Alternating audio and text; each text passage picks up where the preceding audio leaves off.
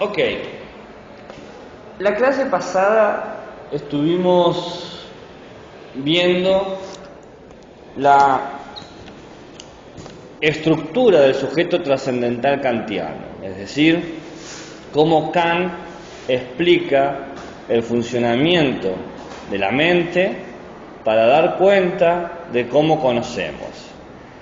Este argumento sobre cómo opera la mente del humano o la mente del sujeto demuestra uno de los dos puntos que a Kant le preocupa en términos antropológicos, que es que el humano es un ser racional y libre.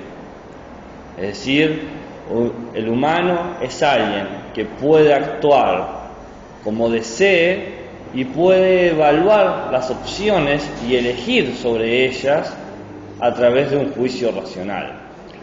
La cuestión del valor de la razón en la estructura de este sujeto trascendental es relevante cuando se piensa que todos los sujetos, todas las personas, todo aquel que sea un ser racional comparte esta mente. Todos los humanos comparten la estructura del sujeto trascendental. Por eso es trascendental, porque trasciende la particularidad, lo individual, este sujeto, y se replica o se repite o se aplica en todos los sujetos. Es el modelo de sujeto que cada humano es. Cada humano tiene la mente que Kant construye o representa en la crítica de la razón pura. Una mente que lo que hace es definir al objeto ciertas condiciones. El objeto tiene que ser sensible, el objeto tiene que aparecer ubicado espacio-temporalmente, el objeto tiene que ser posible de ser organizado categóricamente, es decir, tiene que ser posible de ser entendido, y tiene que poder representar condiciones universales de aplicación a pesar de que lo que se conoce de manera particular. De ahí que la idea del conocimiento en Kant sean los juicios sintéticos a priori. ¿Verdad? Esta es la estructura que hace, según Kant, al humano un ser racional. El humano es un ser racional porque puede entender, puede desmenuzar, puede analizar las partes del fenómeno. Puede de alguna manera hacer juicios que se corresponden a sus categorías, ¿no? De cantidad, cualidad, modalidad y relación. Yo le había dicho que la primera clase nos ocupábamos sobre el aspecto racional del humano y esta clase nos ocupamos del aspecto de la libertad del ser humano.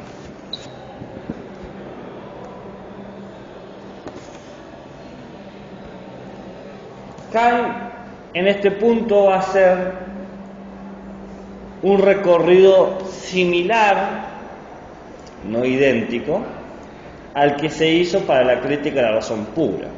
Es decir, en la crítica de la razón pura, para poder explicar al sujeto trascendental la mente que comparten todos los humanos, hizo una pregunta: ¿cómo son posibles los conocimientos de la ciencia, ¿no? La posibilidad de la ciencia, porque efectivamente la ciencia existe, entonces ¿qué la hace posible? La hace posible la racionalidad humana. Esa es la respuesta, si quieren decirlo de manera directa y sencilla. Entonces, ¿cómo es posible, la pregunta que se hace Kant, la moral, la ética?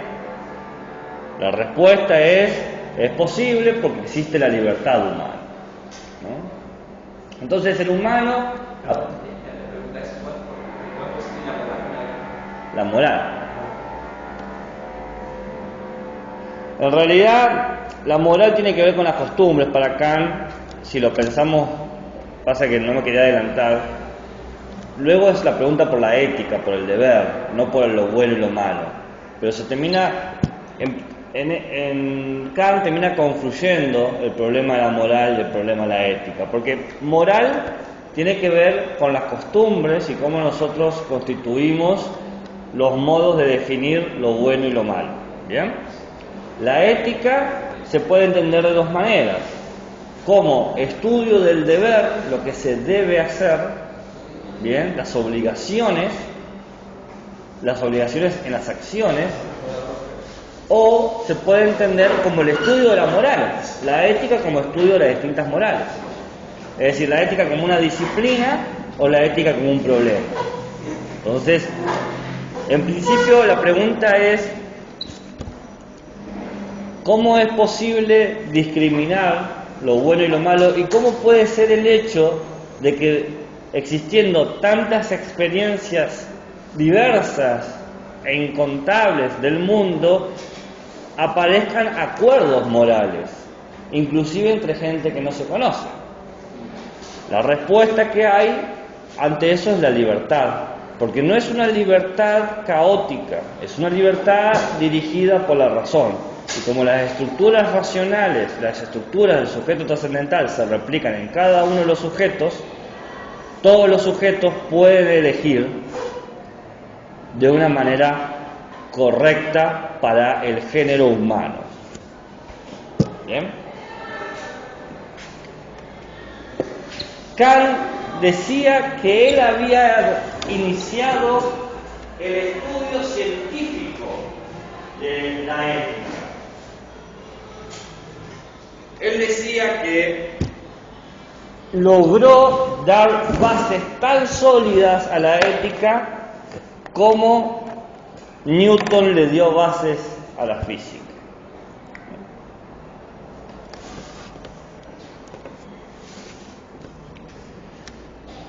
Antes que nada, el 25 se presenta el próximo trabajo, ¿no? No sé. ¿Afirmás o preguntás? Es como que una pregunta me hace Mati.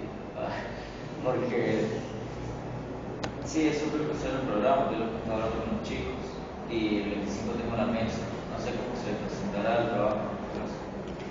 Los trabajos se presentan, se sube al campo. todos los trabajos tienen una doble presentación. Bien. Si vos lees el programa, los trabajos explican que se presentan en la plataforma, se suben, Claro, pero el mismo día ese se exponen. Si no llegas a exponer ese día porque estás rindiendo un examen, la exposición pasa para otra situación, otro momento. Si no logras presentar el trabajo para esa fecha, la presentación del trabajo escrito pasa para otra fecha. Todas las fechas de presentación de trabajo son fechas que sirven para recuperar los trabajos adeudados. Pero institucionalmente hay un límite. ¿Cuál es el límite? Me preguntarás vos. El límite es el 21 del 06. ¿Por qué el 21 del 06? Porque el 21 del 06 termina la materia y esa semana cierra el cuatrimestre. Y esa semana cierra el cuatrimestre. Por lo tanto, el límite de poder cargar nota de cualquier sea es ese. Entonces, con esa información vos sentiste cómodo de ir administrando las instancias de presentación. O sea que si yo este lunes no puedo llegar a presentarlo, sería el jueves. Sí, la próxima fecha. Jueves, no, si no tenemos clase el jueves. Digo, más. El 9 del 5, esa es la otra fecha.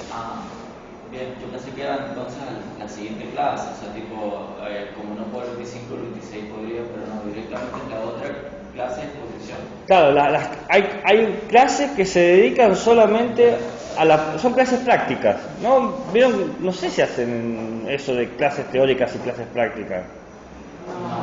¿No? Bueno, un modelo en Córdoba se me hizo a mí un modelo muy común. Vos tenías un conjunto de clases teóricas y un conjunto de clases prácticas. Mayormente las clases prácticas las daba el jefe de trabajos prácticos, esa es la función, y las clases teóricas las daba o el titular o lo que sea. Bien, entonces acá jefe de trabajo práctico, titular, adjunto, asociado, ayudante de segunda, todo soy yo. Entonces no puedo hacer todo, entonces lo sectorizo. ¿Bien? Yo quería hacer una cosa. La semana que viene, por el tema de las mesas, ¿hay clase normal? Sí. Sí. No, porque eso es lo que yo sí, porque no sé. O sea, porque cuando A menos que yo esté afectado. Es de tener profesor, entonces. Y sí, porque estas mesas no son las que se suspenden las clases.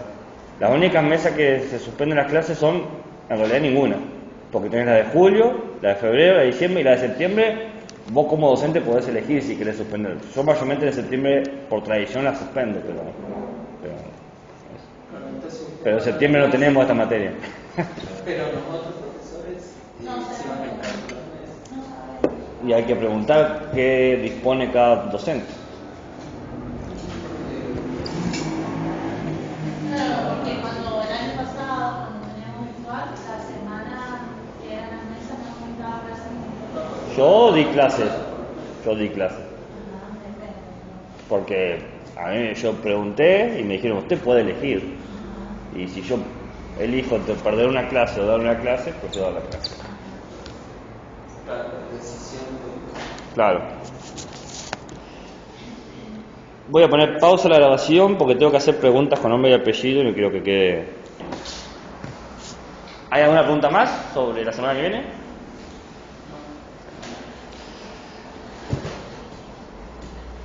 Bien. ¿El preparatorio de la normal? No,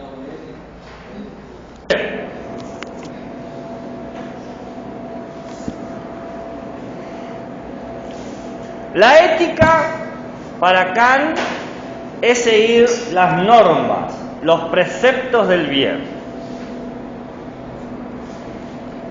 Las normas o los preceptos del bien son actos que te pueden hacer cosas buenas y quizás ser feliz. ¿Sí? No me da el tiempo humano. Pero yo lo subo, que no panda el cúnico. ¿Hay alguna clase que lo haya subido?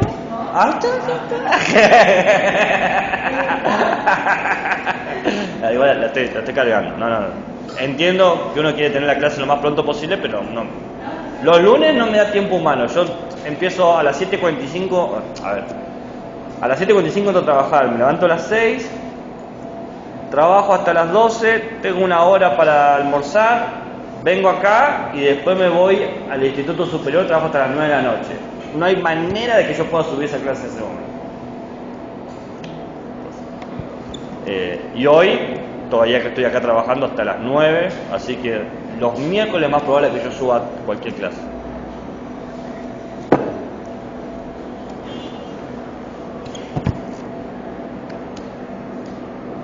La idea clásica que tenemos sobre la ética es que hay un bien supremo. Hay un bien que te permite distinguir lo bueno de lo malo. Y decimos, un acto es bueno o un acto es malo según se acerca o se aleja al bien supremo. Esta idea de bien supremo, dice Kant, supone algunas cosas que son difíciles de demostrar.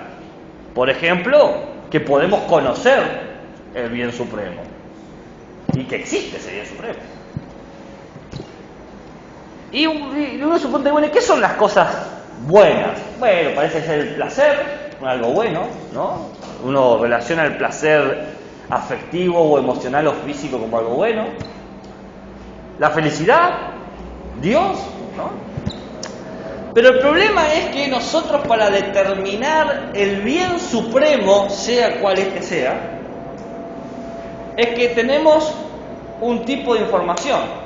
Y acá está lo que yo decía hace un rato, que se utiliza el mismo arco argumental para la crítica de la razón pura. Nosotros queremos conocer un bien universal, así como queríamos conocer un conocimiento universal, pero la información que tenemos es particular, ¿no? Ese era el problema que teníamos en la clase anterior. ¿Cómo generamos conocimiento particular? a partir de nuestras experiencias particulares. El conocimiento universal a partir de nuestras experiencias particulares. ¿Cómo podemos determinar el bien supremo si las experiencias del bien o de lo bueno son siempre particulares? Son generalizaciones de nosotros como individuos. Muchas veces las normas que construimos como sociedad no son necesarias, son condicionantes, son hipotéticas, dependen del contexto.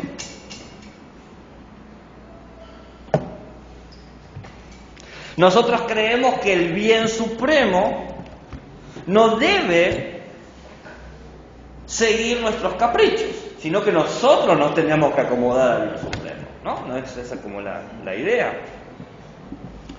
Entonces dice Kant, si se quiere que la ética sea universal, necesaria, racional y autónoma, universal, necesaria, racional y autónoma, universal, que todos los humanos lo reconozcan, necesaria, que todos los humanos reconozcan que esa es la manera de actuar, racional, que lo reconozcan de manera cognitiva, es decir, que siga el aparato del sujeto trascendental.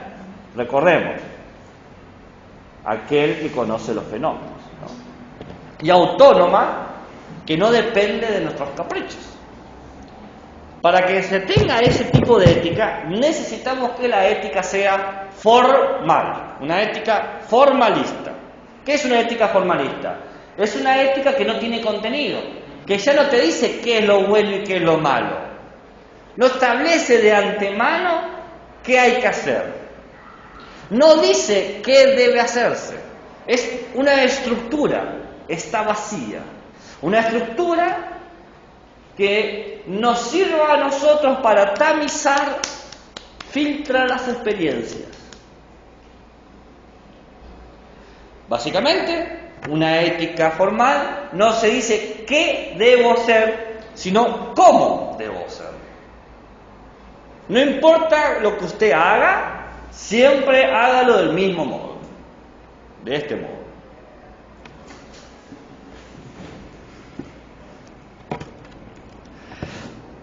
Entonces, la formalidad de la ética kantiana parte de una simple idea. Ya voy a explicar por qué estoy hablando de ética en la clase de antropología, que no panda el cúnico. Siempre que actuemos, debemos actuar conforme al deber moral. Esa es la idea de Kant de la ética. Esto lo van a ver más profundamente en ética. Pero necesito detenerme en esta idea. Siempre que actuemos tenemos que hacerlo conforme al deber moral. Necesito detenerme en esta idea por lo siguiente, porque en la clase pasada me detuve en la racionalidad del sujeto. Y en esta clase tengo que hablar sobre la libertad. Conforme al deber moral. Siempre que se actúe es conforme, en conformidad del deber moral.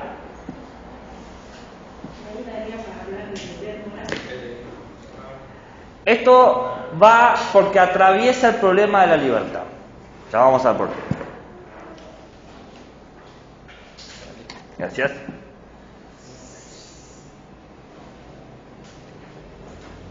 El deber moral es reconocerte sometido a una ley moral. El deber moral lo tenés vos, como individuo. Como individuo reconoces racionalmente, gracias a esta estructura trascendental que te subjetiviza, somos un sujeto, si quieren que lo diga más sencillo, o un sujeto humano. Reconoces que hay una ley sobre ti que te da forma a las acciones. Ahora, ¿cómo cuerno sé cuál es mi deber moral? Bueno, para saber cuál es tu deber moral, tenés que saber qué acciones querés que se repitan. Simplemente, ¿qué querés proponerle a la humanidad? El deber moral es una propuesta. Vos le proponés a los humanos que tienen que seguir esta máxima. siempre que te encuentres en esta situación, tendrías que actuar de esta manera. Todos hemos elegido máximas de acciones. La máxima acción. Es decir, si tú te encuentras en la misma situación que yo, actuarás de la misma manera. Ponte en mis zapatos. ¿Esto te conseguí?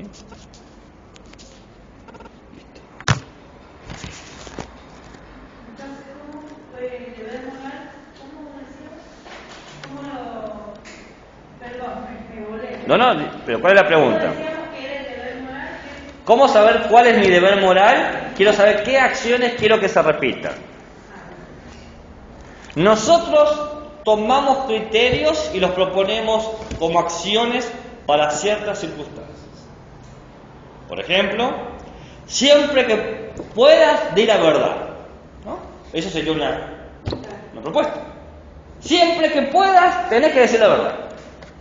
Entonces yo te digo, cualquiera que estuviese en esta situación debería poder decir la verdad. O elegiría decir la verdad.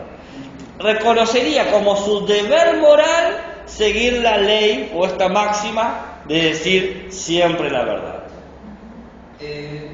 Debería y poder. La cuestión de la libertad todavía no llegamos. Estamos con los deberes. ¿Qué dije yo? Que de reconocer la educación. No. ¿Qué dije? ¿Por qué empecé a hablar de esto? Porque a veces la libertad. Pero él lo tiene que entender. Ya me quedó claro que los demás lo entendían. No son buenos compañeros y no dejan que él haga su autoconocimiento. Lo que yo había dicho era, necesitamos detenernos en el problema del deber para poder hablar de la libertad. Justo preguntaste, ¿querer, deber o poder? Bueno, la cuestión del poder es la cuestión de la libertad, de lo que yo puedo hacer. ¿Por qué? Porque el humano para Kant es dos cosas: un ser racional y libre. La clase pasada estuve 2 horas y media explicando por qué carajo era un ser racional. El sujeto trascendental, el software, como quieran decirlo, ¿no? Y ahora tengo que explicarles en 1 hora y 15 por qué es libre. ¿Bien?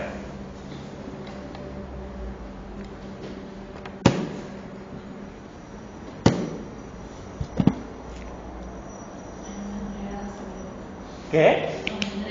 La sabiduría. De salpico con sabiduría.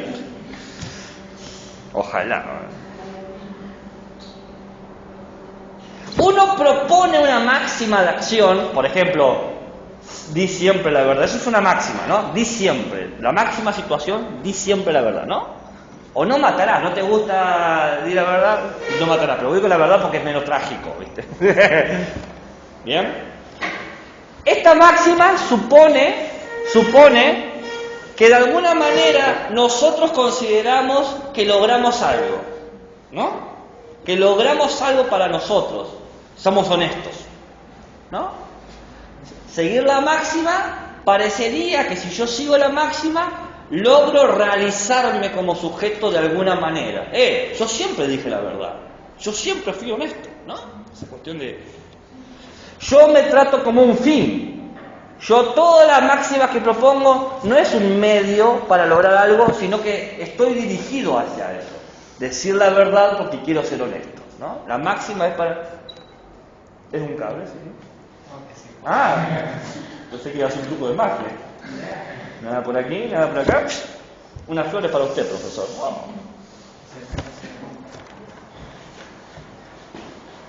¿Hace cuánto que no me regalan flores?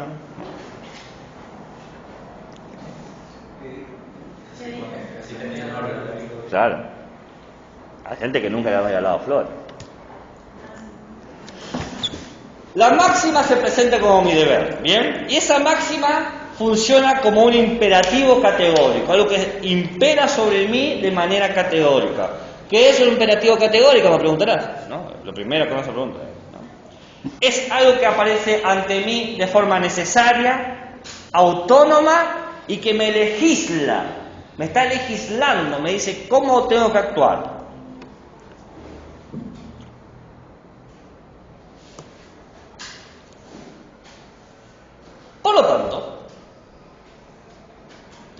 el problema de la moral en Kant no está en lo que estoy haciendo, sino de lo que guía mi acción. Porque lo que yo hago puede o no tener éxito. Pero lo importante no es el éxito de la acción, sino lo que guía esa acción. Por ejemplo, máxima: siempre ayudar cada vez que pueda, ¿no? Esa es la máxima. Siempre ayudar cada vez que pueda. Veo que alguien se cae al río y se está ahogando. Me tiro a tratar de salvarlo. Y no puedo lograrlo. Se murió.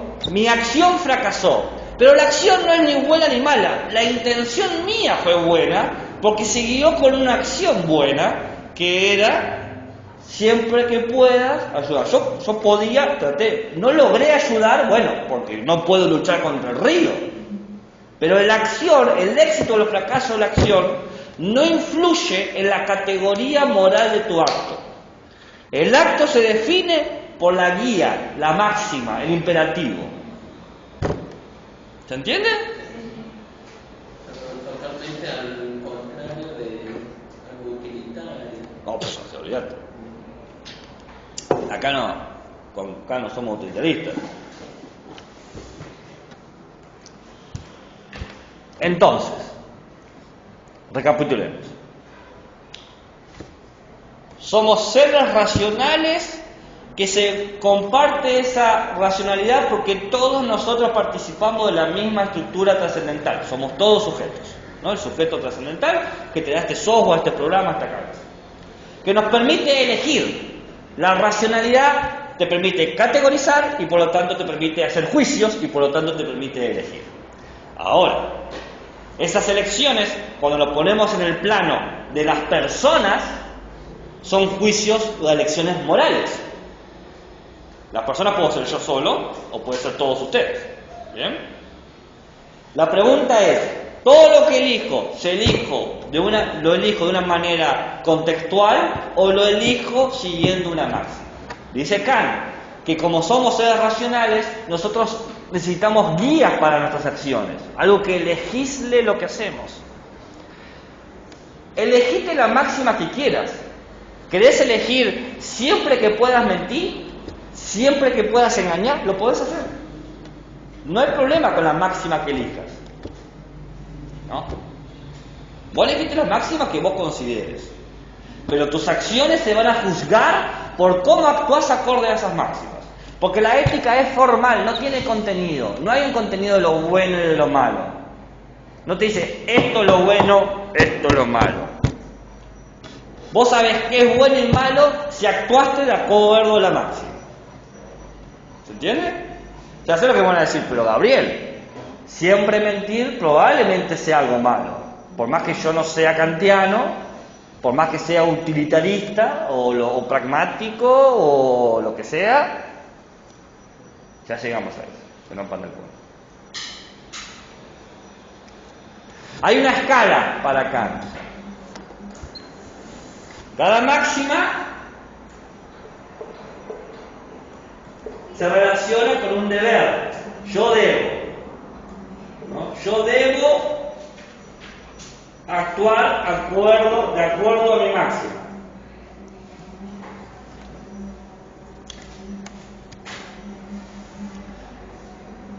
Pero si yo la máxima la aplico y la pienso en todos los humanos, es decir, ¿recuerdan lo que yo dije al principio? Yo propongo que cualquiera que esté en mi situación haga lo que yo elegiría. Si uso ese proceso de razonamiento, voy a empezar a darme cuenta que ciertas máximas son insostenibles. Por ejemplo, siempre que puedas robar. No, esa es una máxima. Yo la puedo elegir como máxima. Nada te incapacita a elegirla. Pero ¿qué pasa? Cualquiera que estuviese en tu lugar, vos le estás diciendo, bueno, vos también, siempre que puedas robar. Pero te puedo robar cosas que a vos te interesan, ¿no? O siempre que puedas mentir. Te puede mentir cuando vos necesitas que te diga la verdad. Si todos robamos, es un mundo lleno de violencia, ¿no? Tal como la señora le pasaron el libro que salió igual y si salió, puede decir, como todos los días. ¿Cómo que dijo la madre de ladrón ese que me han mandado el otro día? Que salía a robar como un niño normal. Claro, salió a robar porque como una porque persona para ella es normal. normal. Claro, para ella la máxima es normal. Que salió a robar. Bueno, no voy a discutir las éticas ciudadanas. Para eso cursen ética y ciudadana, que me van a encontrar ahí, y ahí lo discutimos. Hay respuesta a lo que está diciendo, pero no hay mucho tiempo. Entonces, hay un conjunto de máximas que se empiezan a volver incompatibles cuando las pensás para todo el género humano. Siempre que puedas matar, ¿no? Entonces, se empiezan a encontrar que ciertas máximas las tenemos que pensar de otra manera. Máximas que cualquiera que estuviese en tu lugar te ayude, porque también hasta te sirve como criterio egoísta. Porque también me beneficia a mí que todos digan la verdad o que todos se ayuden si pueden, ¿no? Porque yo también necesito, no soy autosuficiente. Ojalá lo fuera, pero no lo soy. El único que puede ser autosuficiente es Dios, y Dios no entra en el problema acá, ¿no? Ni siquiera sabemos si existe, dice Kant. Entonces, indistinto de la máxima que yo elija, yo puedo actuar de cuatro formas. En desacuerdo, bien, según, respetando o por. En desacuerdo del deber, según el deber. Respetando el deber por el deber, ¿no? El deber, lo que yo debo, es este imperativo que yo me coloco sobre mí mismo, ¿bien? Siempre que pueda decir la verdad. Entonces yo puedo, o siempre que pueda ayudar, yo puedo actuar en desacuerdo de mi propia máxima. Siempre que podés ayudar, y podía ayudar y no lo hice, ¿no? No respeto la ley. Les voy a dar el ejemplo que da Kant, ¿bien? Kant da un ejemplo. Dice, Kant da el ejemplo del río. Estás en el río y vos tenés esta máxima. ¿Cuál es la máxima? Siempre que puedas, ayudar. ¿Bien? Y ves que se está ahogando la persona a la que le debes plata.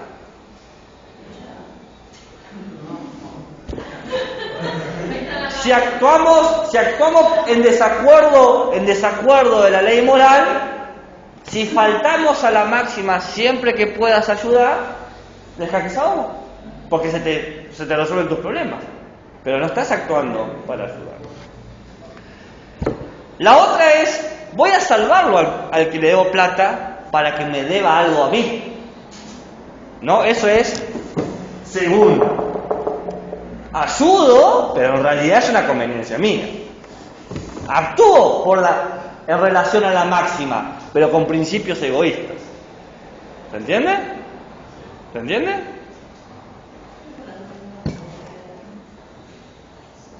Después, respetar la ley moral es cuando ayudo a la persona porque la persona se interesa. Imagínense que la persona que se está ahogando es la persona que yo amo. Entonces yo quiero que su vida se mantenga, indistinto de si está enojada conmigo o no está enojada conmigo, ni quiero que, porque amo a esa persona, pero eso es, respeto la ley, pero también está inclinado por sentimientos, ¿no? Una es una inclinación egoísta y otra es una inclinación por sentimientos. Y la otra es... Pero en el caso del desacuerdo, directamente no ayuda. Obvio que se muere. Y por el deber es, ayudo, no sé quién es la persona, pero ayudo porque sigo la máxima. Siempre que puedas, ayuda. Rescato porque es mi deber hacerlo. Dice Kant, en la crítica de la razón práctica, un texto que no tienen que leer, pero lo tienen como consulta, página 49. Ley básica de la razón pura práctica. Obra de tal modo que la máxima de tu voluntad siempre pueda valer al mismo tiempo como un principio de una legislación universal. Actúa de tal manera que todos entiendan que esto es una ley. Que todos digan, no, tenemos que hacerlo así. ¿No? Que cualquiera que se analice racionalmente eso, tome esa decisión. Obra de tal modo que la máxima de tu voluntad, porque fíjense tu voluntad, lo que vos decidís, siempre pueda valer al mismo tiempo como un principio de una legislación universal, que sea una ley universal moral.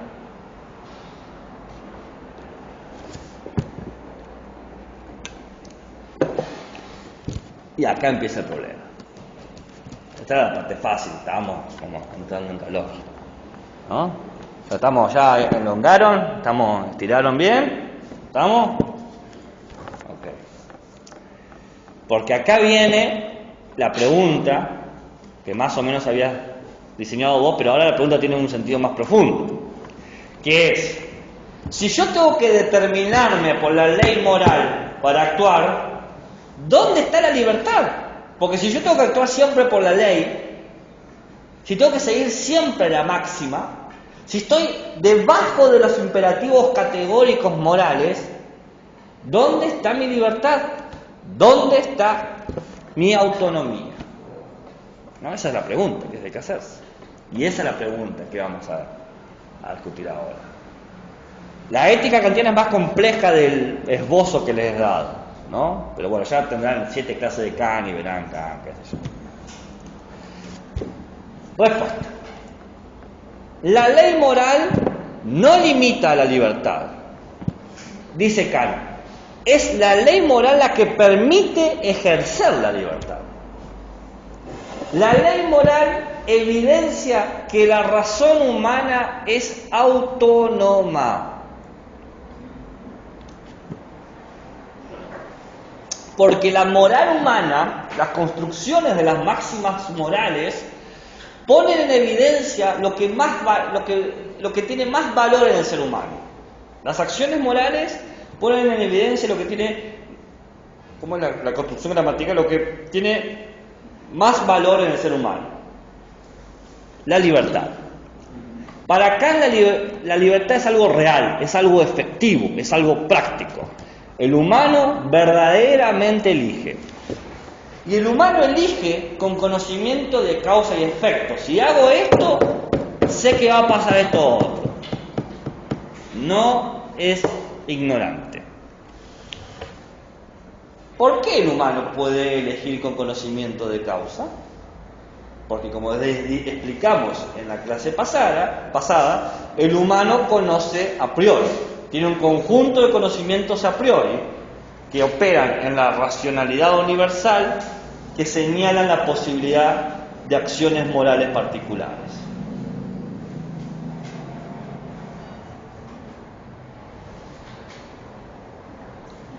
La ley moral permite mostrar algo que la experiencia lo confirma, pero nunca lo puede probar, porque la experiencia prueba cosas particulares. La ley moral permite demostrar algo que la experiencia confirma, pero no prueba. Que la libertad es lo constitutivo del ser humano. ¿Qué constituye el ser humano para Kant? La libertad. La antropología kantiana se basa ontológicamente en la libertad.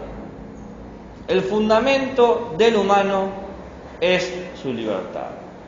O, si quieren que lo diga más filosófico, la libertad es el problema humano. Ah, qué chulo. Me lo voy a tatuar así o en un tweet, ¿viste? O algo así, no sé, algo para que el mundo sepa lo que estoy diciendo.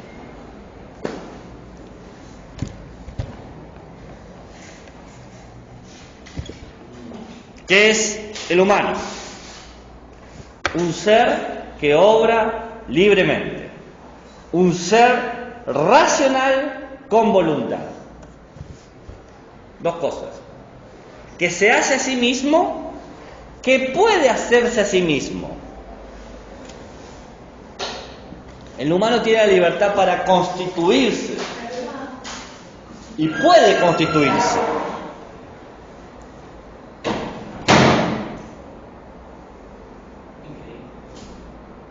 El humano, Kant o la puerta. En tanto que ser con voluntad, en tanto que el humano es un ser con voluntad, aparece como un fin en sí mismo. No debería estar condicionado al otro. Nadie debería utilizarlo como un medio para lograr algo. Por ejemplo, esclavizarte, ¿no? El humano, como es un ser libre, crea nuevos fines. Se puede proponer metas mayores que su propia individualidad. Por ejemplo, metas humanas. Por ejemplo, derechos humanos.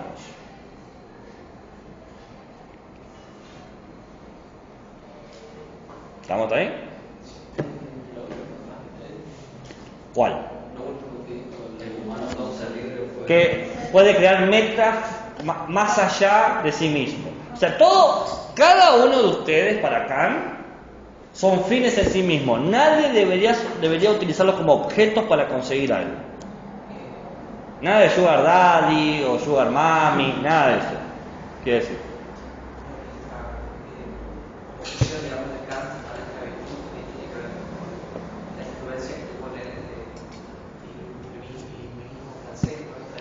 Bueno, Kant escribe un texto, un panfleto para un diario francés se llama ¿Qué es la Ilustración? Y habla justamente del paso a la mayoría de edad como liberación de las ataduras de la tradición y la costumbre. Claro, pero aún así no era para las mujeres. No, hoy vamos a hablar de eso. Que no panda el cúnico. Que hoy hablamos sobre el problema de género en Kant. No de los animales, pero sí del género. ¿Por qué digo no de los animales? Claro. Porque para Kant, la libertad y la razón que tiene nos separa a los animales. Los animales para Kant son algo, se mueven instintivamente. ¿Bien? Según, ¿qué? Claro, sí, no razonan. No, tienes razón, no razonan para Kant. Porque para Kant tienen un equipo biológico ya listo para funcionar. No tiene que transformarse, no tiene que modificarse. Tienen destinos biológicos individuales que es reproducirse como especie. Y punto. Para Kant, nosotros no tendríamos que hacer algo porque el otro nos pide que lo hagamos, porque nos dice que tenés que hacer eso, sino razonar lo que verdaderamente tenemos que hacer. Nosotros tenemos que seguir siempre las máximas, dice Kant. ¿Bien? Las máximas. ¿Por qué? Porque como seres racionales somos partícipes de la comunidad de los seres racionales. Y acá quede claro que Kant dice comunidad de seres racionales porque quizás los humanos compartamos estructuras con otros seres, ángeles, extraterrestres, lo que sea.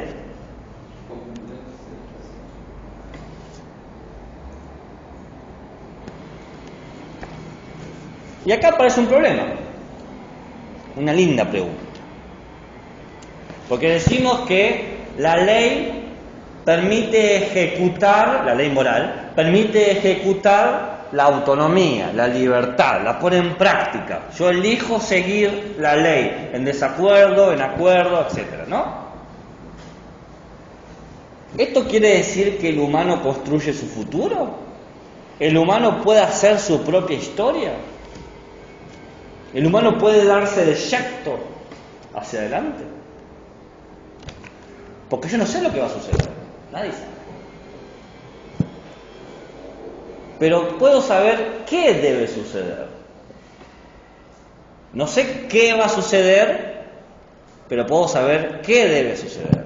Por ejemplo, debería suceder la anulación de las guerras. Debería suceder la paz entre los estados. Entonces dice Kant, si bien yo no puedo determinar el futuro, sí puedo actuar en el presente para colaborar en la construcción de mi historia, para lograr la emancipación de las tradiciones, las reglas y lo que me ata aquí ahora.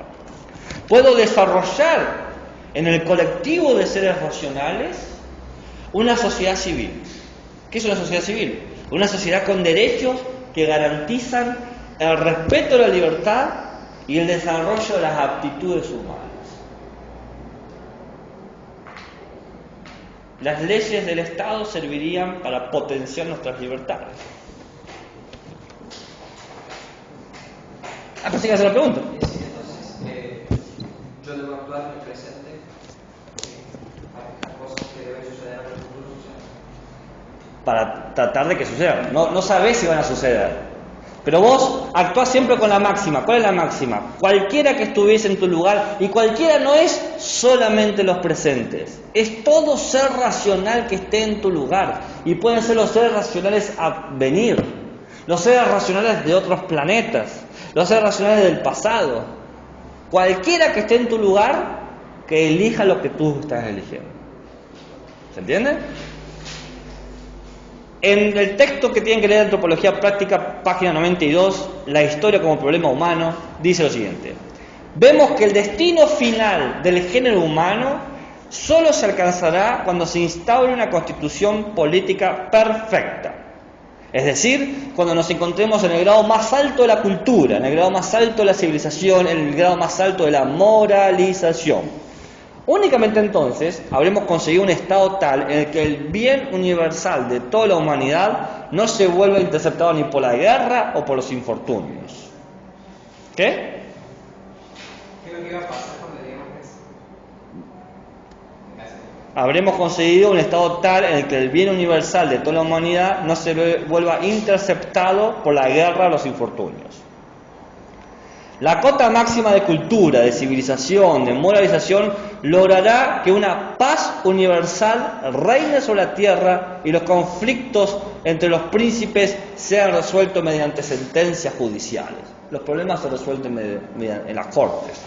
En una palabra, el estado de la naturaleza dejará de estar en contradicción con el estado civilizado, en el que alguna vez lograremos alcanzar dicho estado. Esto es objeto de esperanza. Dice: esto debería pasar, que pase y bueno, queda nuestra esperanza nada más. ¿Se entiende?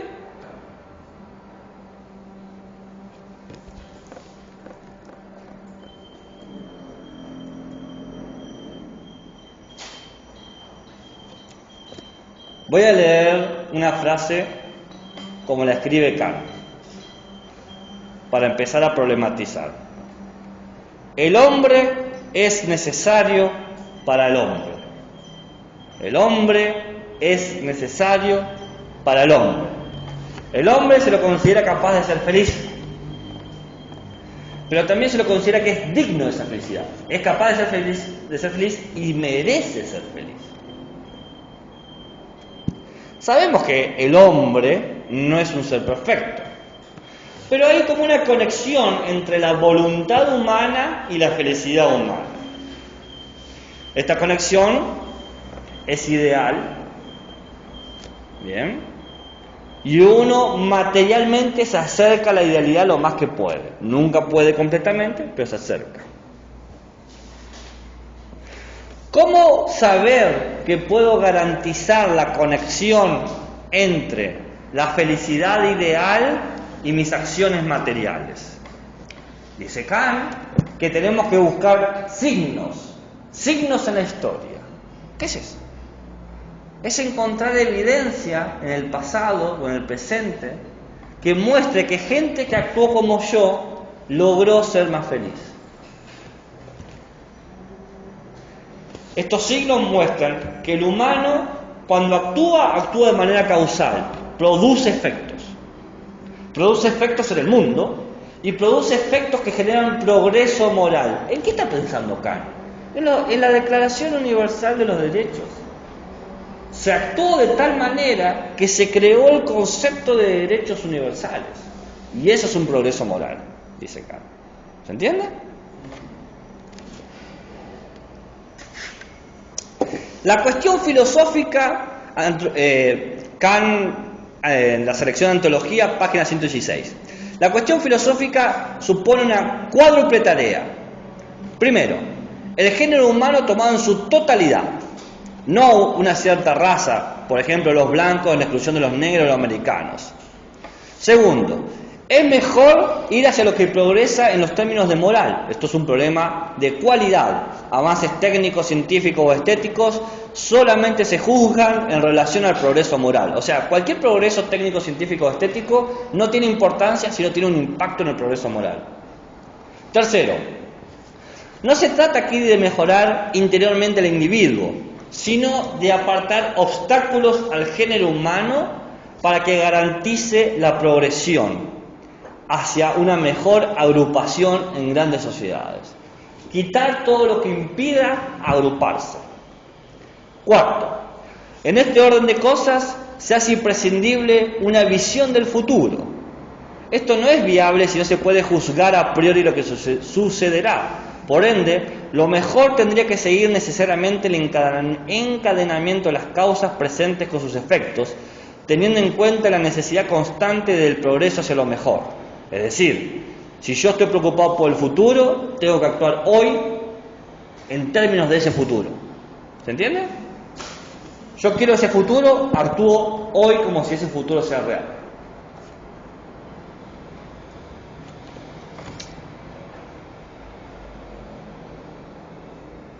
Entonces, Kant nos está proponiendo, nos da una promesa, una promesa, que el sentido de la humanidad, el sentido de lo humano, se va a constituir en lo cívico, cuando se construyan ciertas legislaciones, por ejemplo, la Declaración de los Derechos Humanos, que de alguna manera ciudadano y humano se van a confundir. Él dijo, el estado natural y el estado cívico se van a dejar de contradecirse. Pero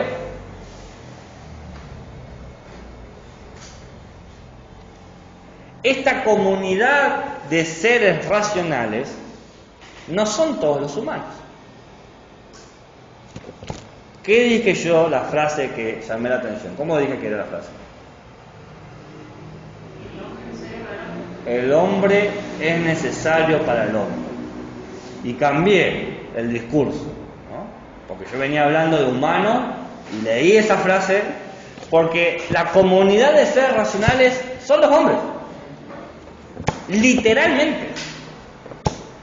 ¿Por qué? Porque para Kant las mujeres no pueden comportarse en este nivel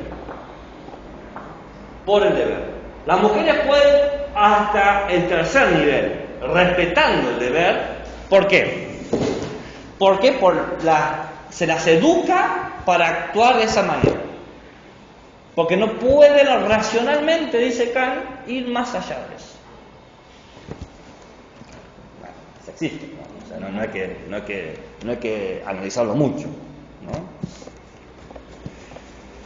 Porque Kant, en su antropología de la libertad, propone un paternalismo político antropológico.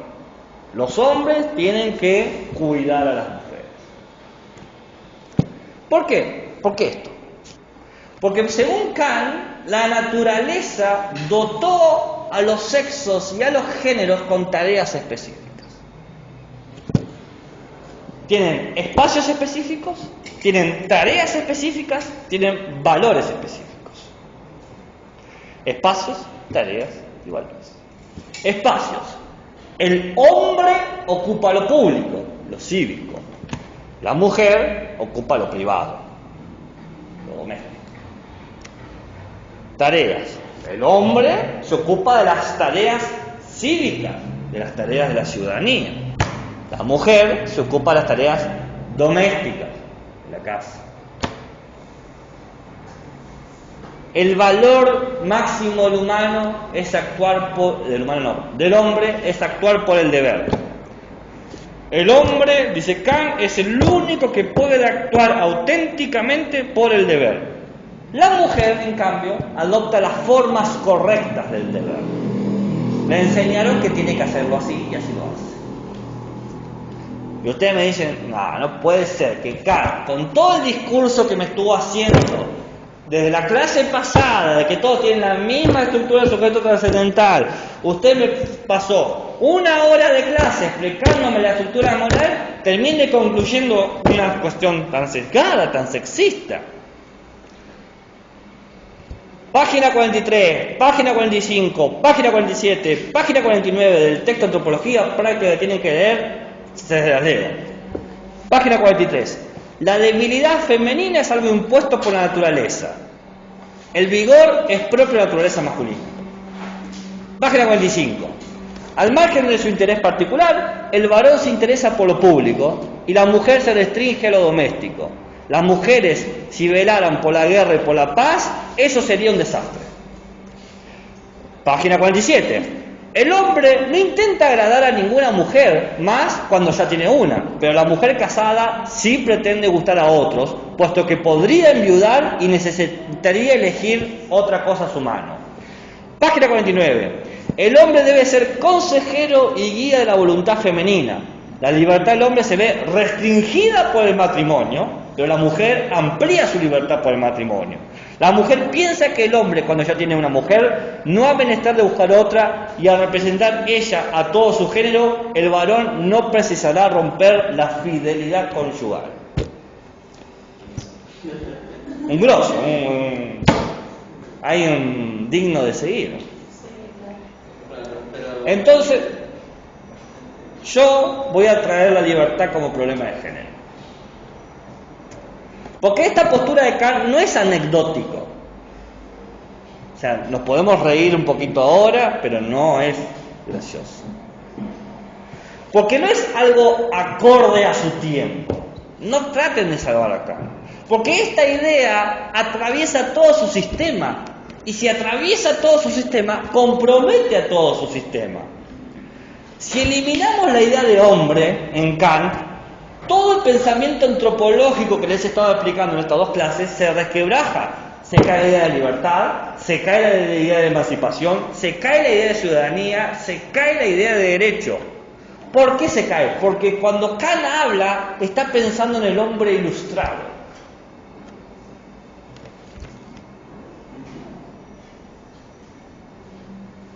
Ahora bien, algunas teóricas éticas feministas se han propuesto recuperar elementos kantianos. Tengo acá los nombres: Estela Villarmea, Herta Dosekal, Sally Sedgwick, ¿no? Algunas grandes pensadoras que están vivas, muchas de estas. ¿Por qué? ¿No? ¿Por qué esto? Porque la idea de una ética formal y a priori puede servir, mejor dicho, para resolver algunos problemas de hoy en día. Algunos problemas que les interesan a las luchas feministas. Entonces, esto que le acabo de decir, estos 40 minutos, lo voy a redecir, lo voy a reinterpretar, pero en otra clave. En clave feminista.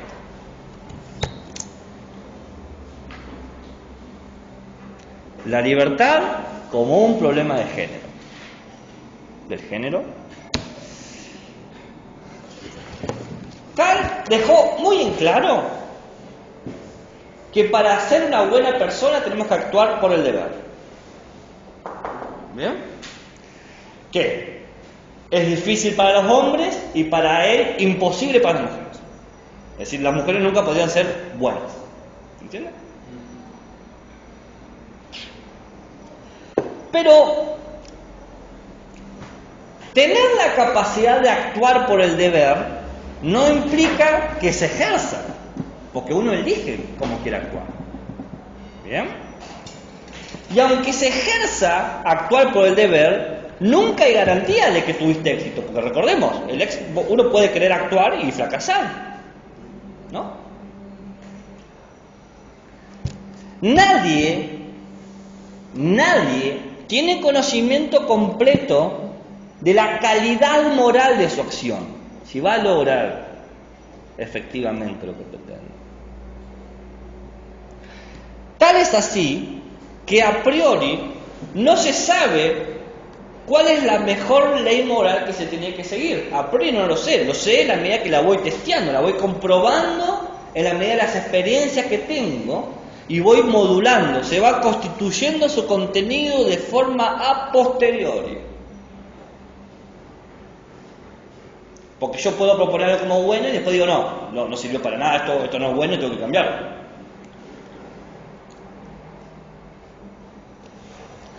Pero al mismo tiempo pienso que esto que yo estoy tratando de reconocer como ley moral es algo transversal y necesario, que opera para todos y todas por igual, que no hay distinciones morales genéricas, indistinto de que estés o no capacitado para ejercerlo. La ley moral es la ley moral para todos, ¿no? Eso lo dice Kant.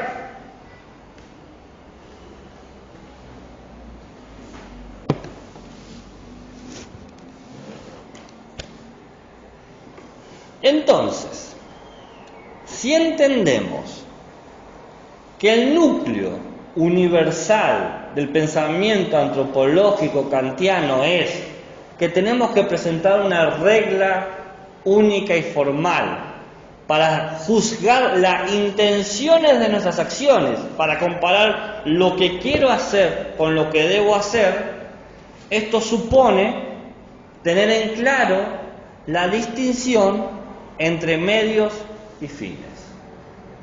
Los medios tienen un valor relativo, son cosas, son instrumentos. Una escalera es un medio para subir.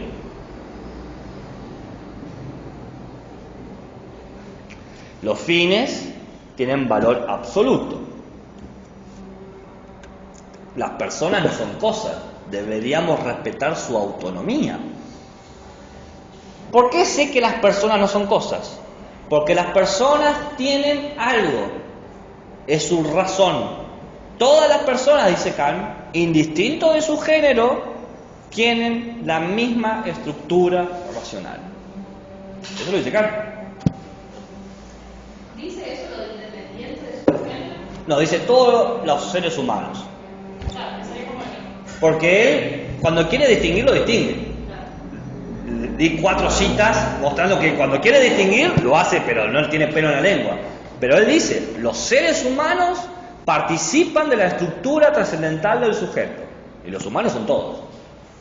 Ahora, como yo estoy haciendo una lectura en clave de género, estoy haciendo hincapié, justamente, indistinto de su género.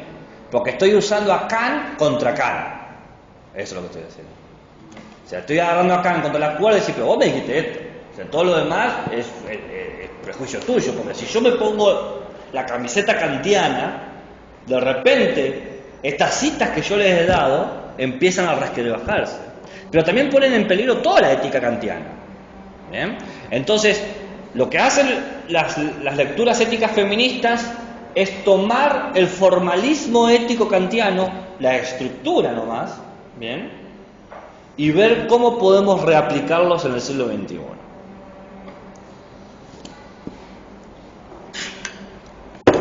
Esta es mi rebeldía, porque el programa que yo estoy dando... Entonces, dije, tengo que dar acá, bueno, te doy acá, está todo bien, te doy acá, está todo bien. Pero vamos a dar un cama más chévere.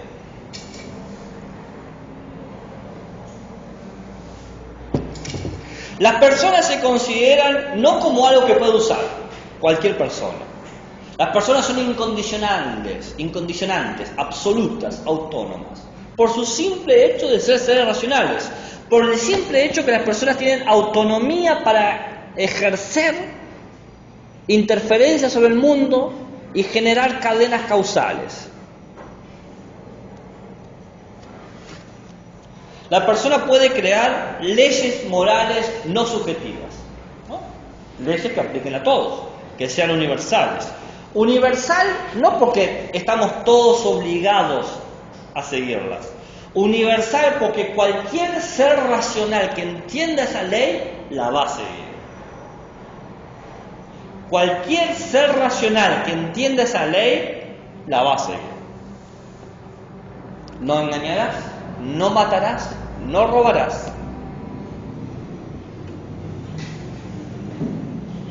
en estos términos éticos antropológicos, el humano tiene que desarrollar su libertad de dos maneras. Habíamos dicho que el sentido del humano es la libertad, y este sentido se tiene que desarrollar de dos maneras. La 1 y la 3, no, la 1 y la 2.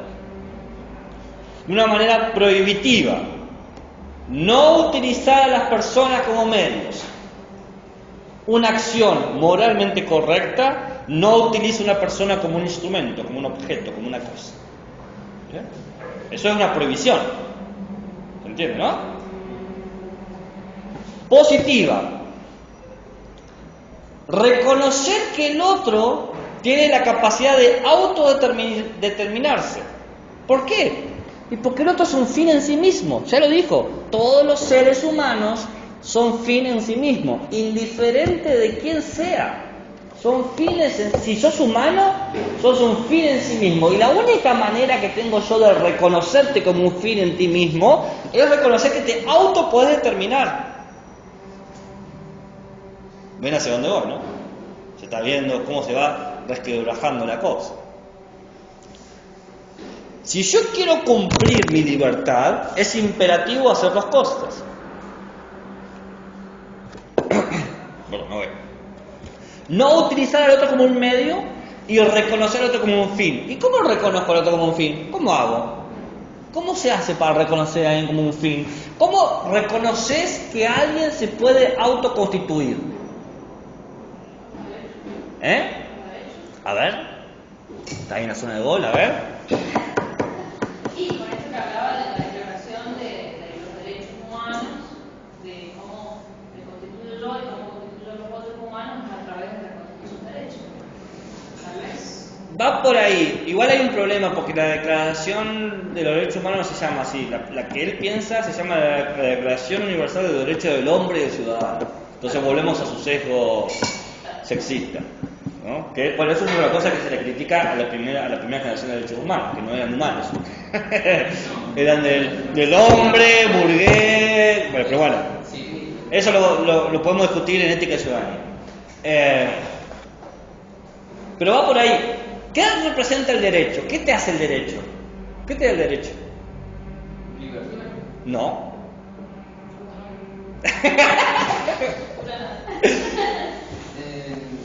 El derecho reconoce tu libertad. ¿Para qué? Para que hagas lo que quieras. Vos tenés derechos. El derecho no te dice tenés que salir a la calle. Tenés derecho a salir a la calle. Si querés salir a la calle, salís a la calle. Si no querés salir, no salís. El derecho te da el apoyo necesario para que puedas actuar como vos querés. Reconocer a algo es dar materialmente la posibilidad de eso, apoyarlo, permitir que se concrete eso. Entonces, es un imperativo moral, no simplemente dejar de utilizar o evitar o nunca utilizar al otro como un medio, sino apoyar al otro para que el otro se desarrolle, se autodetermine, se constituya como un fin en sí mismo. ¿Bien? No se va a caer, queda tranquilo. Pero ¿ven cómo la cosa se va encaminando para otro lado? De a poquito, no llegamos todavía. ¿Cuál es el fin de todo humano? Ser feliz. Y entonces, si el fin del humano es ser feliz, mi deber es apoyar que todos los humanos sean felices. No basta con impedir la felicidad. Necesito una colaboración activa y en aumento. Siempre asistiendo. ¿Se entiende?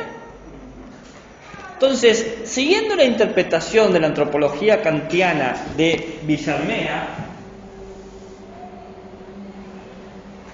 una filósofa ética feminista especialista en Kant, o sea, no es una improvisada, ¿no? Vos querés hablar de Kant, la va a ver a ella, por favor. Dice, la ley moral implica tres cosas: protección de las necesidades individuales, respeto por las necesidades individuales contribución a las necesidades individuales. Necesidades individuales propias y las de los demás. Necesidades de los individuos. Necesidades individuales, no mis necesidades del yo, sino individuales. Protección, respeto y contribución. Por lo tanto, el imperativo categórico es una herramienta. ¿Para qué? Para revelar los defectos morales que reciben las mujeres por sus tratos. Para revelar las prácticas discriminatorias. Respeto, protección Y contribución. Si vos ves que hay un conjunto de actos que no protegen, no respetan o no contribuyen a las necesidades individuales, que las necesidades individuales ¿cuáles son? La felicidad.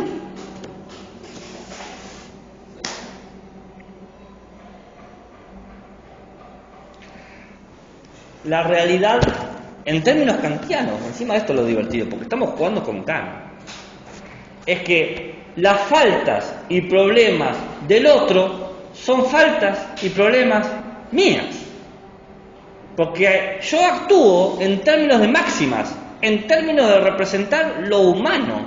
Y si al humano le falta algo, me falta a mí.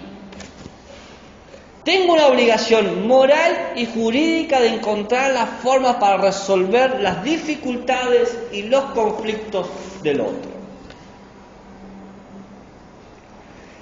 Ese es el corazón de la libertad kantiana. Y ustedes me dicen, usted está transversando, o sea, más misógino que Kant imposible. Pero el propio Kant se pisa. Porque en el texto que tienen que leer, Antropología Práctica, página 84-85, porque justo está ahí, dice: habría que evocar aquí la fábula de la mote, donde una rana le cuenta a otra que los toros están peleando con los novillos, y al espetar su interlocutora que nada le va con ello, es informada que los supervivientes se ven obligados a retroceder hasta el pantano y podrían pisotearlas en cualquier momento.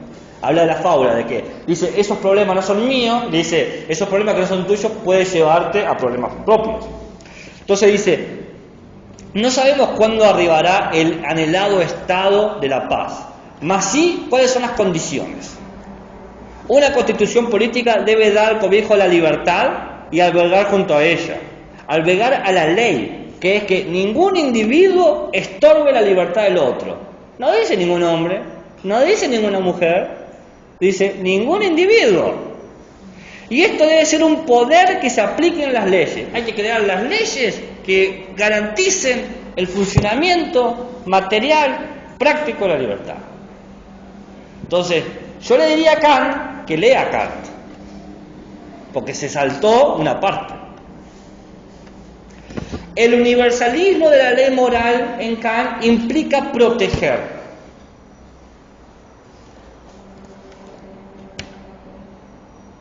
Esto nos da una herramienta poderosa para poder analizar las situaciones donde se deshumaniza a las mujeres, pero también a otros seres, a otros humanos, ¿no? Acá me detuve en las mujeres porque Kant habla específicamente de las mujeres. Bien.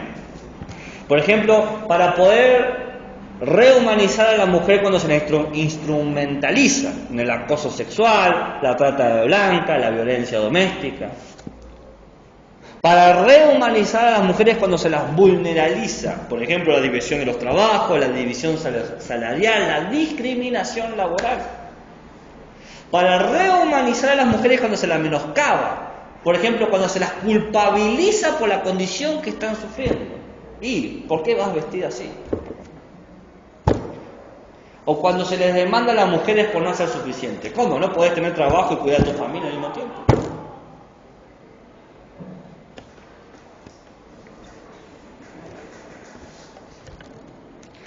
El universalismo de la ley moral implica respetar.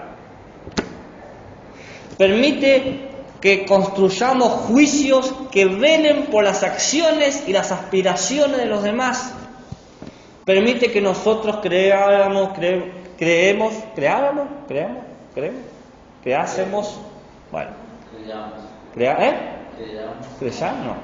una co-ciudadanía. Entender que mujeres y otros grupos también tienen el mismo peso cívico que el hombre, porque son todos iguales en la participación del Estado. No hay que obligar a un ciudadano a elegir entre la carrera, o su formación, o la maternidad. No podés obligar a un ciudadano porque es limitar sus libertades. Y es atentar contra el humano.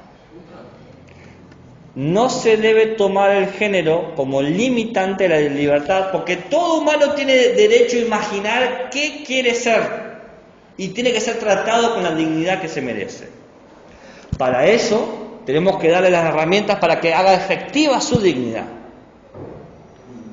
para que pueda desarrollar racionalmente qué acciones quiere seguir, que elija. El corazón de la libertad en Kant implica contribuir a las necesidades.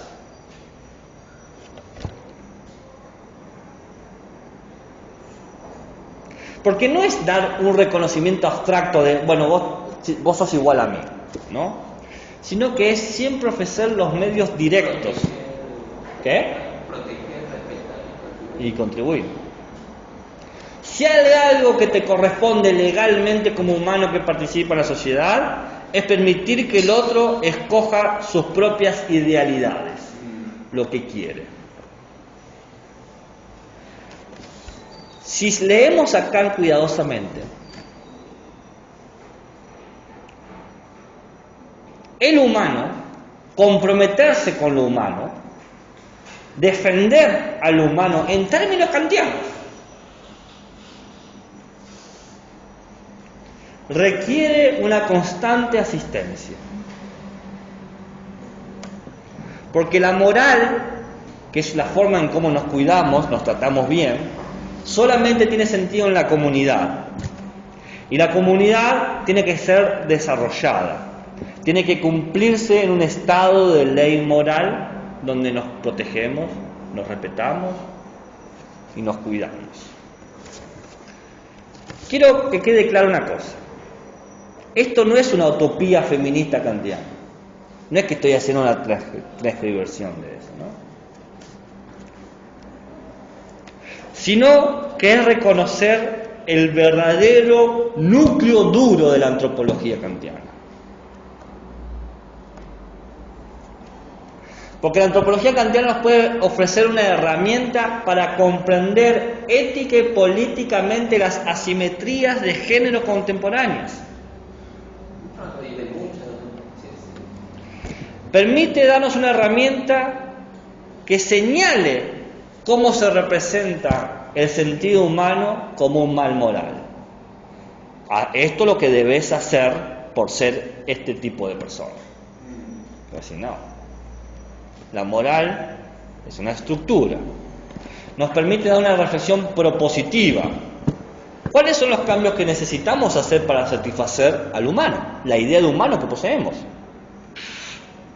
¿Qué debemos realizar para permitir que hombres y mujeres cumplan el sentido humano kantiano?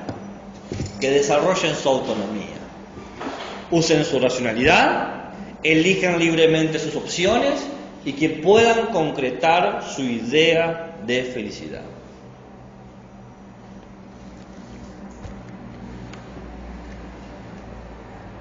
¿No me quieren creer? Creen que he cambiado el discurso, que he mentido, que he manipulado las cosas. En la selección de texto que tienen que leer, en la parte de antología, página 113, el humano alcanza su destino natural, el desarrollo de sus talentos, a través de la coerción civil. Necesitamos la ciudadanía que te imponga los límites. Es de esperar que también alcance su destino moral gracias a la construcción moral. Los gérmenes del bien moral ahogan los gérmenes físicos del mal. Es decir, leyes correctas y bien aplicadas garantizan la autonomía, las elecciones racionales y el desarrollo de la dignidad humana. Este es el destino de la humanidad. No es el destino del individuo, sino de la totalidad. Las leyes no son para individuos. el grupo de individuos que sean, hombres, mujeres, blancos, negros, americanos, dice él, alemanes, no, la totalidad humana. La sociedad es como la caja de Pandora, de ella surgen el despliegue de todos los talentos y de todas las inclinaciones. Pero en el fondo de esa caja subyace algo, la esperanza, ¿no? Ustedes conocen el mito de Pandora, que Pandora abre, salen todos los males y hay una sola cosa que se queda, que es la esperanza. El fin de la naturaleza humana es la perfección y felicidad en donde todos sean artífices de ello. Todos sean artífices, creadores de su estado de felicidad, de su estado de perfección, la perfección de uno. Lo dice Kant, no lo digo yo.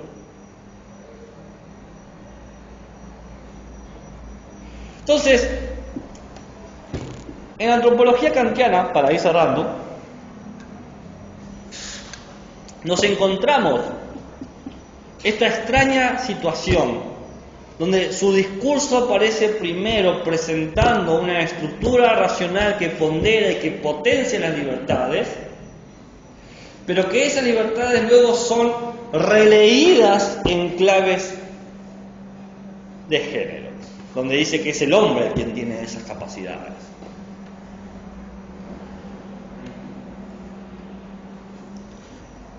No caigamos en el error de creer que podemos salvar a Kant.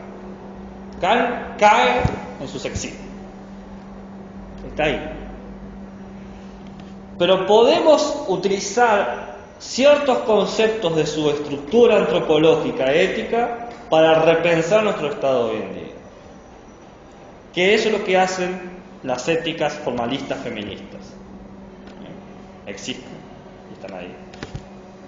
Villarmea debe ser una de las representantes máximas de eso. Porque lo que nos está diciendo es que esta idea del humano como alguien que necesita desarrollar su libertad es un buen criterio para juzgar leyes que son injustas, que son moralmente malas. ¿Me está saludando o te levantando la mano? Entonces, ¿qué opina de que, bueno, es un pensamiento muy fuerte liberal también, ¿qué opina usted? Espera, ¿quién es liberal? Y el pensamiento de Kant. Vos decís que el pensamiento de Kant es liberal. O sea, políticamente es, o sea, la libertad que toma como principio cómo tenemos que accionar sobre los demás. Te voy a tener que detener ahí porque creo que estás juzgando a Kant con términos anacrónicos. Bien. Kant era republicano y defendía el cosmopolitismo. No era liberal. Sí. Sí, bueno. Después de eso, digamos, ¿qué opina de que puede ser liberalismo, republicanismo? Entiendan la libertad de manera prohibitiva, ¿no? No entiende de manera prohibitiva, entiende de dos maneras, de prohibitiva. Pero el liberalismo, republicanismo político hoy en día desarrolla la libertad, o sea, la teoría de la libertad de manera prohibitiva. Es que no sé si estoy de acuerdo con tu tesis. Es que no creo que sea así. Porque no creo que de todas las divergencias del liberalismo sean todas negativos.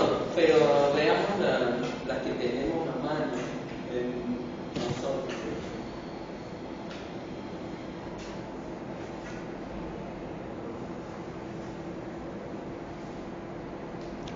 Es que no. Es que creo que la pregunta... A ver, Kant, el juicio que haría hoy en día, Kant hubiese aplaudido el concepto de Mercosur, de Unión Europea, porque él hablaba de los tratados de las relaciones de los estados. Kant hablaba a nivel de estado, no a nivel de lo que sería una micropolítica o como quiera llamarlo, ¿bien? Entonces, la pregunta es una pregunta que no atraviesa a Kant, no llega. Ahora, Porque Kant no es liberalista, en ningún punto él entiende o define. Ahora, ¿qué piensa Gabriel Farabano del liberalismo como pensamiento? Es otra cosa. Pero Kant en ningún momento no es un problema que lo atraviese, ¿bien? No es un problema que lo afecte, porque sus estudios estatales, que no son estudios antropológicos, no son de la materia, ¿bien?, se dirigen hacia otra lógica. ¿Cuál es la lógica? La concordia de los estados.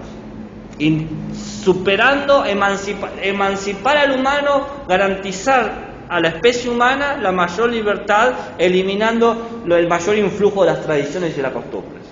Eso es lo que dice. Cero liberalismo. No hay ningún sistema económico pensado en Kant. Es que por eso digo que la pregunta como que no encuentra forma para ubicarse.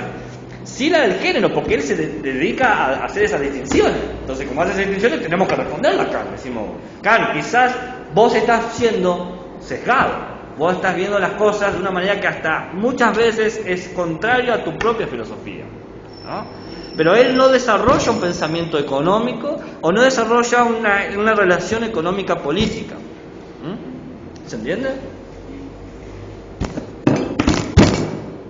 ¿Alguna pregunta, interrogante, comentario, insulto, nota al pie, color, sobre Kant? Sobre Kant no, pero no sé si podría explicar el trabajo del texto de opinión. He leído lo que dice la planificación y no me termina de quedar claro. Bueno, ¿qué decía? No me acuerdo.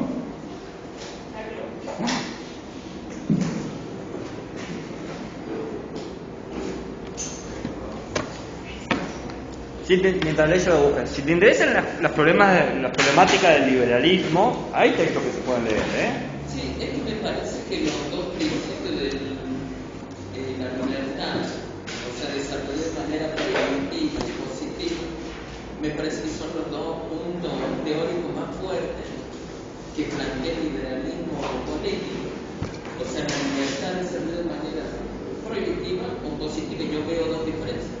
Por ejemplo, el progresismo liberal, que se enfoca en desarrollar la libertad de manera positiva, digamos, de cómo los individuos se autoconstituyen, y después veo la parte prohibitiva en la acentuación, por ejemplo, del derecho a la propiedad privada, del Estado, toda una relación. No, ahí yo creo que hay una pequeña confusión de conceptos, perdón que te lo diga, ¿no?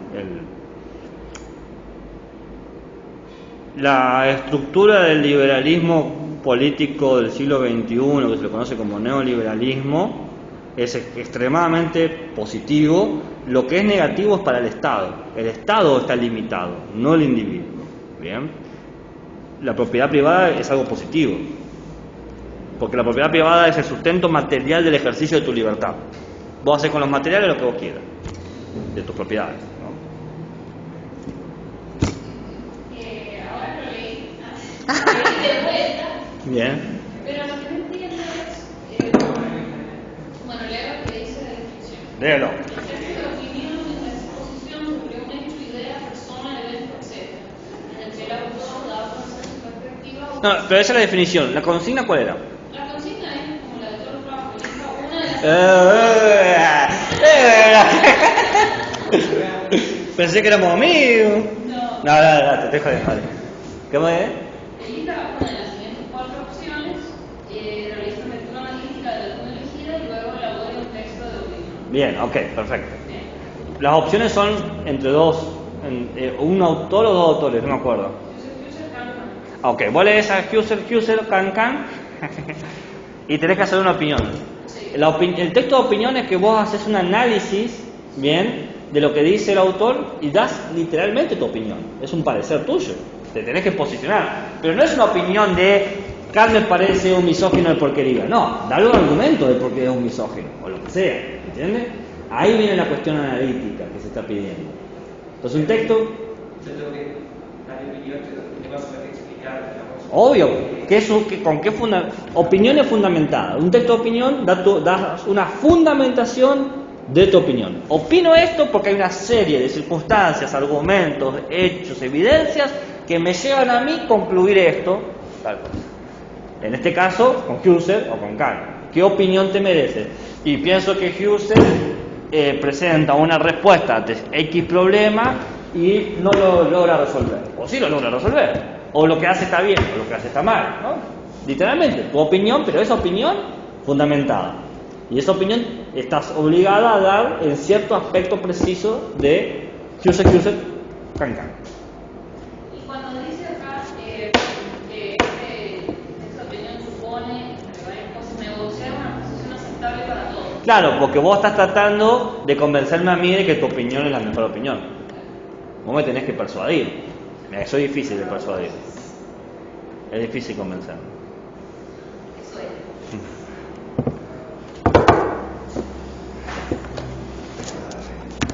Tengo más textos